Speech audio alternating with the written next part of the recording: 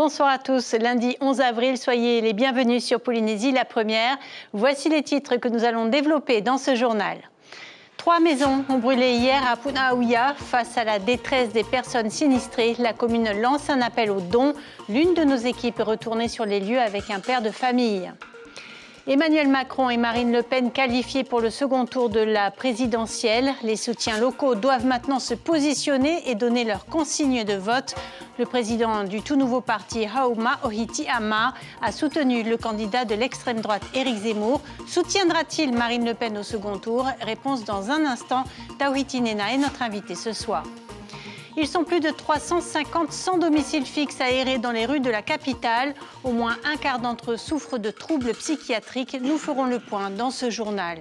Et puis nous parlerons formation maritime. Depuis près de 50 ans, le Centre des métiers de la mer forme les marins professionnels dans la pêche ou le commerce. Les flammes ont tout ravagé en l'espace de quelques heures. 3 maisons sont parties en fumée à Punaouia hier après-midi. 21 personnes, dont 2 bébés, n'ont tout simplement plus rien. L'un des pères de famille est retourné sur les lieux ce matin avec Al-Ihoe Tif Afana et Teiva Ribé. Des larmes pour apaiser la douleur, c'est tout ce qui lui reste. Papa Tétouanui a construit ici, depuis 1985, une très grande famille. Un F7 parti en fumée, 3 générations y ont vécu. Pour la première fois depuis 37 ans, le retour à la maison est difficile. Je ne voulais pas revenir parce que ça fait mal. Toute notre vie, c'est là dans la maison. Tout ce que tu peux apporter comme souvenir, tout est dans la maison. Même aussi au niveau argent, le bien, dedans, avec tous les papiers. On a tout perdu. On a fait les premiers secours avec notre tuyau, on a pu arroser. Et bon, tellement c'est trop fort. Voilà ce qui s'est arrivé, quoi. Juste le temps de sauver 4 voitures, les familles ont tout perdu. Depuis hier soir, une chaîne de solidarité s'est très vite formée. Les sinistrés sont pris en charge par la mairie de Punaouia. Ils logent pour le moment au temple protestant Manuteinui, où Papa Tétouanui est arrivé avec seulement un short. C'est qu'est-ce qu'on peut emmener de la maison? Il n'y a rien qu'on peut emmener, mais ça, recevoir un bien de la mairie, c'est toujours acceptable. On nous a accueillis ici, c'est à côté le Seigneur, donc le Seigneur pourra apporter. Il y a du monde qui vient nous voir, ça fait plaisir. En tout cas, on veut vous aider et puis on essaiera de faire ce c'est gentil. La ville de Punaouia fait appel à la générosité de tous. Depuis ce matin, le service de la solidarité accueille les personnes désireuses d'apporter leur soutien. Il y a des vêtements surtout, voilà, de mon petit et de moi. En priorité, comme vous le savez, c'est le manger, le vêtir et produits d'hygiène. Une enquête est en cours pour déterminer les causes exactes de l'incendie. En attendant, Papa Tétouanui et sa famille essayent tant bien que mal de remettre des couleurs à cette période noire de leur vie, reconstruire leur havre de paix, comme ils le disent. L'actualité politique à présent avec en ligne de mire le 2e tour de la présidentielle.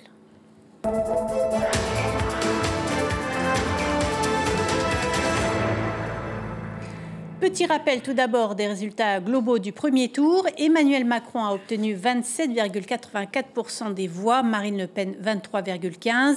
Comme en 2017, Emmanuel Macron sera face à Marine Le Pen donc au second tour. Au plan local, le taux de participation atteint un record historiquement bas. Seulement 30,3% des électeurs se sont rendus aux urnes samedi à l'occasion de ce premier tour. 38,94% en 2017, soit 8 points de différence.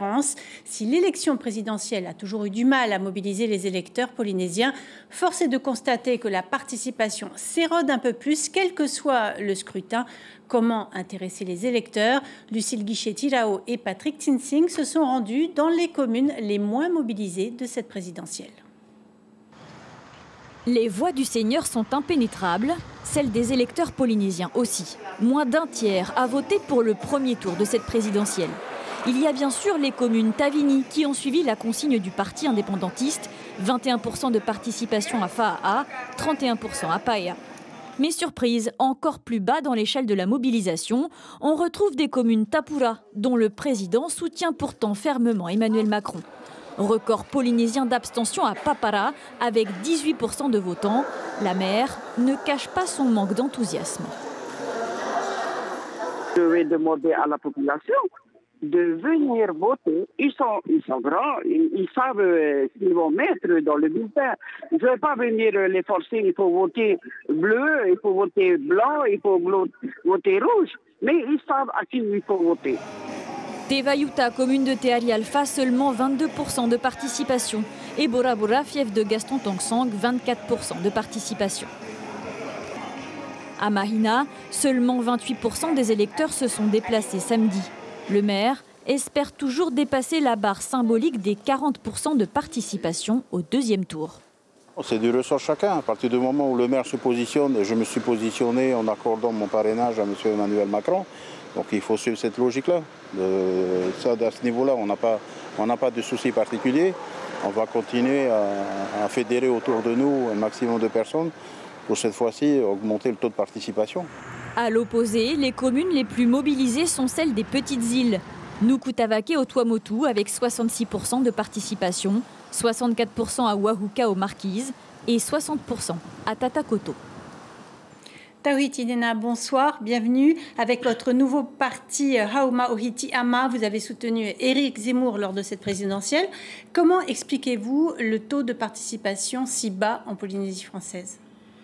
Je pense que c'est toute une éducation. Il va falloir que, bien sûr, les maires, tous les hommes politiques se mobilisent pour informer la population que c'est un devoir de citoyen de voter. Donc, je suis pour que les gens aient voté. Mopiti a voté pour votre candidat. L'île de Mopiti se distingue avec un vote pour Éric Zemmour à 62,6%. Quelle réaction? Oui, il est vrai que le maire de Mopiti, comme le maire de Tatakoto, il y a plusieurs maires également qui ont décidé de soutenir Éric Zemmour. Il faut savoir qu'il y a une vingtaine de maires qui ont donné leur parrainage à Éric Zemmour, ce qui fait que la Polynésie est pratiquement en pole position en termes de pourcentage par rapport à toutes les régions qui l'ont soutenu. Je tiens à remercier toutes les personnes qui ont décidé de soutenir Éric Zemmour au premier tour, ce qui fait que comme en métropole, on a atteint les 7%, ce qui fait qu'il obtient la 4e place. C'est honorable pour la première participation. Et donc, nous avons des accords avec Éric Zemmour et donc, on va suivre également les consignes de vote. C'est ce qui vient d'être validé au sein du groupe de la réunion. Oui, c'est ça. Vous aviez une réunion ce soir. Vous avez Éric Zemmour, que vous avez soutenu, a rapidement donné une consigne de vote à ses électeurs, mais vous avez attendu un petit peu. Voilà, donc il était important de revoir la base, d'appeler également tous les maires également qui nous ont soutenus pour avoir leur avis. Et donc, tous, à l'unanimité, étaient pour qu'on suive les consignes de vote. Comme je disais, on avait des accords avec Éric Zemmour et donc il est important de respecter ces accords. Et donc, on suit les consignes de vote pour le second tour et on soutiendra Marine Le Pen pour le second tour. Alors, finalement, vous qui avez été radié du Tahoe-A, vous donnez la même consigne que Gaston Floss. Je ne sais pas quelle est. J'étais sorti du Amui Taira parce que je ne voulais pas suivre certaines de leurs décisions. En ce qui nous concerne, je remercie Gaston Floss. C'est bien qui appelle également les personnes de. Je crois qu'il a soutenu Éric Pécresse, je crois. Valérie Pécresse au premier tour, et puis donc c'est une bonne chose. Pour ma part, donc j'appelle tous les Polynésiens qui ne sont pas allés voter, j'appelle tous les Polynésiens également à soutenir Marine Le Pen.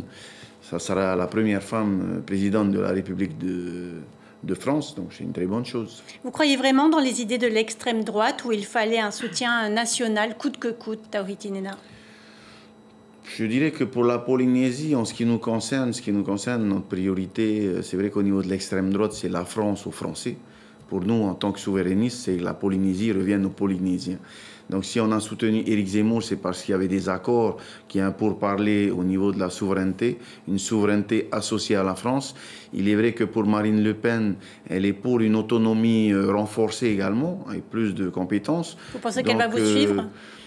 Je pense que c'est dans son programme. C'est dans son programme, dans ce qui fait que ça nous soulage un peu de pouvoir la suivre. On est toujours en phase. Et bien sûr, on est contre la retraite à 65 ans. C'est ce qu'Emmanuel Macron veut nous l'imposer. Contre l'obligation vaccinale, donc Emmanuel Macron nous prépare une 4e dose également. Et donc c'est pour cela que j'appelle les Polynésiens à appeler à voter. Vous pensez que vous avez misé sur le bon cheval, entre guillemets? Non, je pense que c'était pas une question de mise, c'était juste que c'était le candidat. C'est bien d'avoir un soutien national. On a pu se rencontrer, donc je pense que c'est un homme ordinaire, un journaliste qui a décidé de faire de la politique. Et je crois que dans le programme qu'il proposait pour la France, c'était une bonne chose.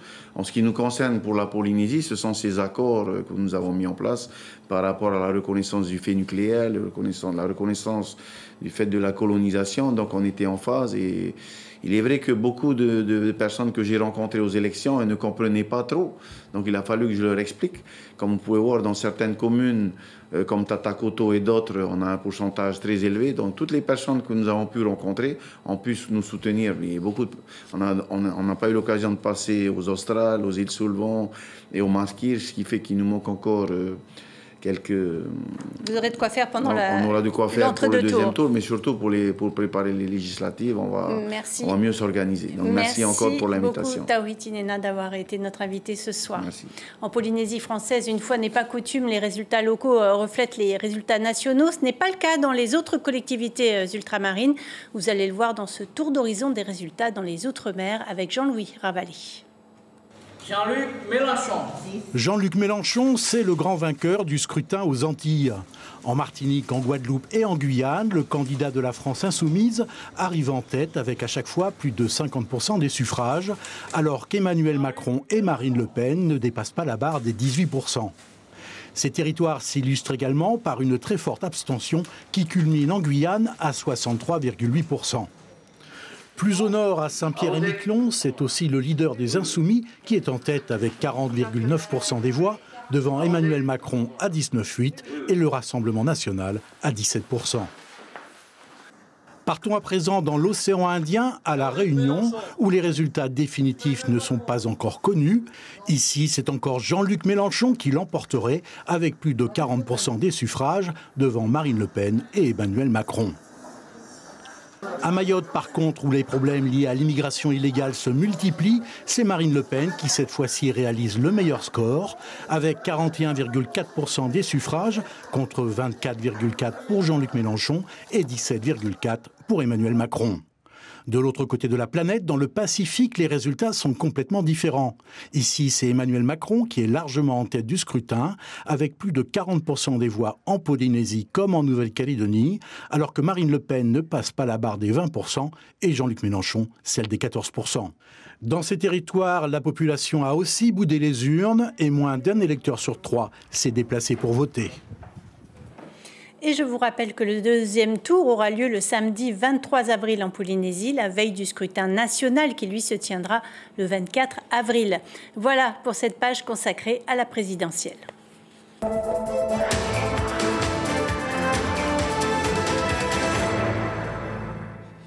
Cette question à présent, les personnes sans domicile fixe bénéficient-elles d'un suivi psychologique? Un quart des SDF de la capitale ont besoin d'être accompagnés, une préoccupation quotidienne des associations, car l'actualité nous l'a encore montré ces derniers jours, vivre dans la rue induit souvent des violences. Stéphane Ratineau, Jacques Damour.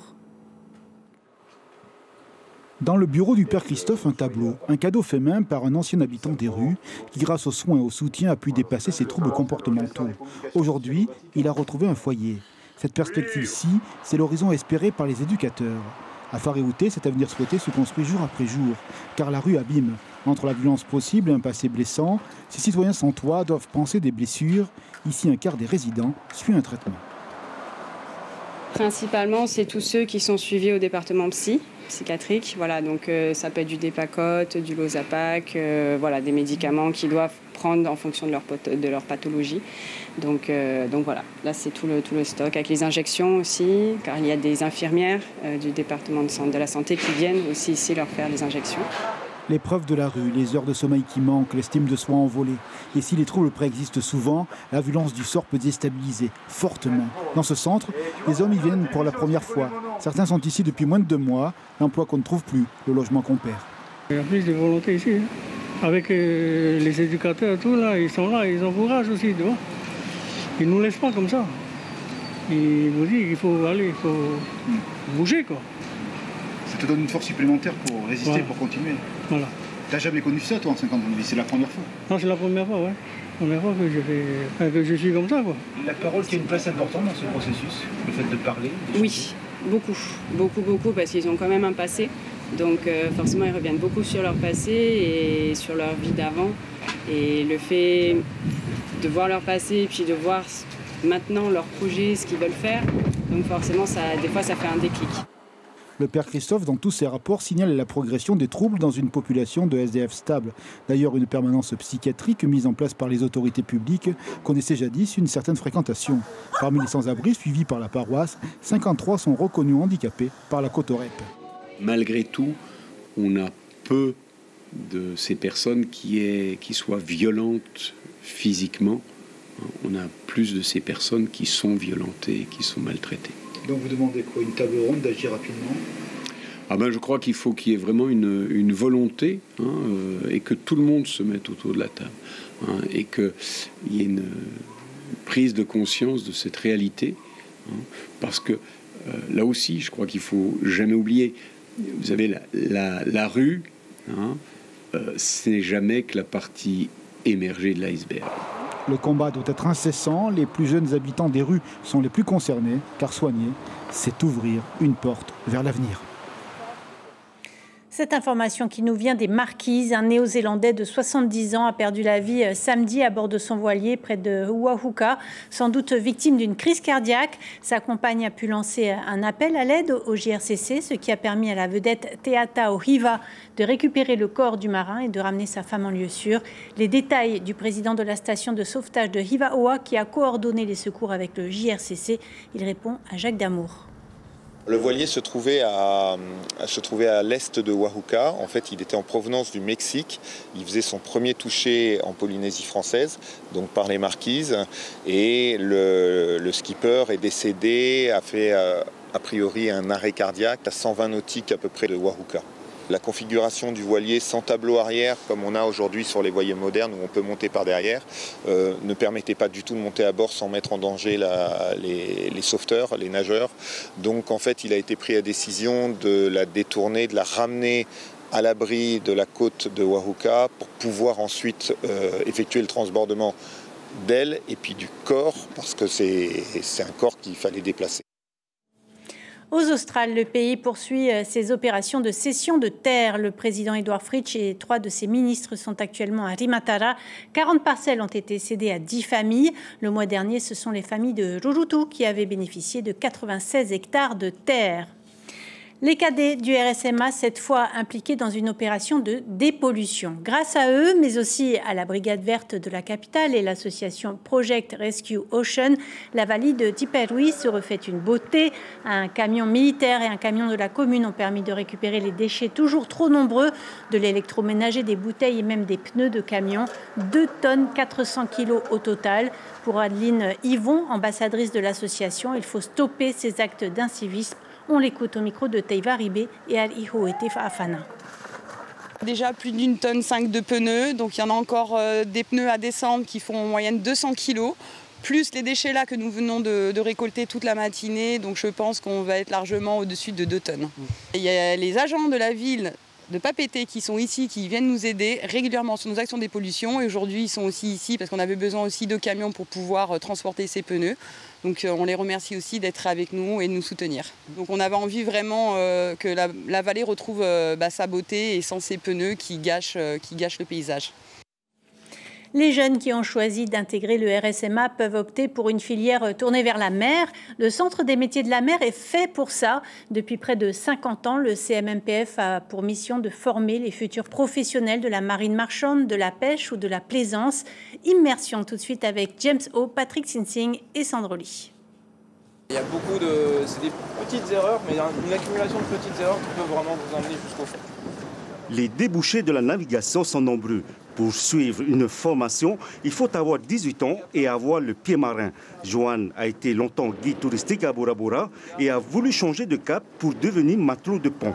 Travailler plus sur les bateaux de commerce, que ce soit Tapro avec Inouï ou éventuellement passager Puterevo ou Arimiti. Quant à Teharanui, c'est la mécanique marine qui la passionne. Même les femmes, elles sont elles peuvent le faire, ce métier. Oui. Et dans la famille, il y a des mécaniciens? Oui, j'ai un grand-père. Le secteur de la mer offre de nombreuses perspectives d'évolution professionnelle. On peut démarrer sa carrière en tant que mousse et finir capitaine, officier pont ou machine, voire même formateur. C'est la raison de la forte demande dans ce secteur. Nous n'avons pas jamais assez de place chaque année pour ouvrir toutes les sessions de marins, que ce soit au commerce, à la pêche ou que ce soit pour les formations d'officiers pont ou machine. Et puis également pour le maintien des acquis qui sont destinés aux marins en activité. Il y a des formations tourisme et plaisance sur les machines, la pêche, sur le pont. Il y a aussi des formations plus courtes sur la radiocommunication, la sécurité et la sûreté. Par contre, des études qui sont assez lourdes, c'est 5 ans et demi d'études en école, au Havre ou à Marseille, donc pas forcément sous des climats qui sont les idéaux, quoi. Et puis c'est vraiment des études d'ingénieurs aujourd'hui. Ils ont des titres d'ingénieurs en sortie de là.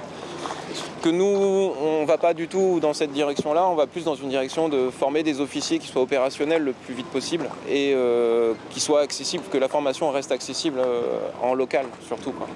Et qu'on n'ait pas besoin d'avoir des ressources extérieures à pouvoir fournir ces formations. Savoir lire une carte est la partie la plus importante pour une navigation plus sûre. Les stagiaires sont formés en situation par simulation sur des machines adaptées et modernes.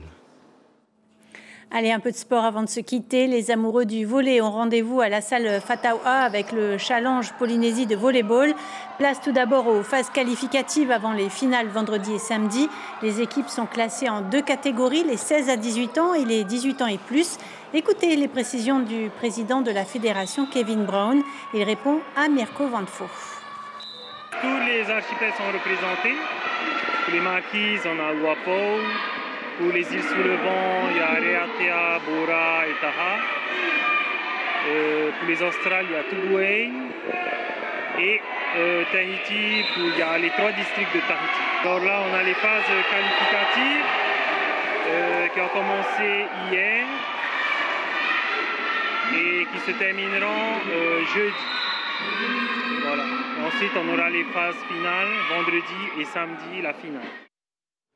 Et nous retiendrons cette information principale. Un incendie a ravagé 3 maisons de Punauia hier après-midi. Heureusement, il n'y a pas eu de blessés, mais 21 personnes, dont 2 bébés, sont du coup complètement démunies. La commune lance un appel aux dons, surtout des vêtements et des produits de première nécessité. À la une de vos quotidiens demain, Tahiti Info titre « L'affaire refait surface ». Il s'agit de bonbonnes toxiques. Au programme de votre soirée sur la première, 2 séries, Annika, puis Bodyguard. Ainsi s'achève cette édition. Merci d'avoir été avec nous. Passez une excellente soirée sur la première. On se retrouve demain.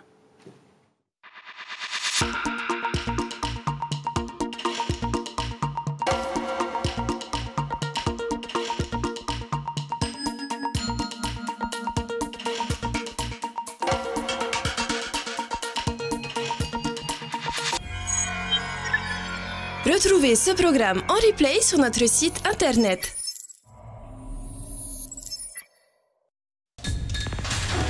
L'information en continu sur Polynésie la première, internet et réseaux sociaux.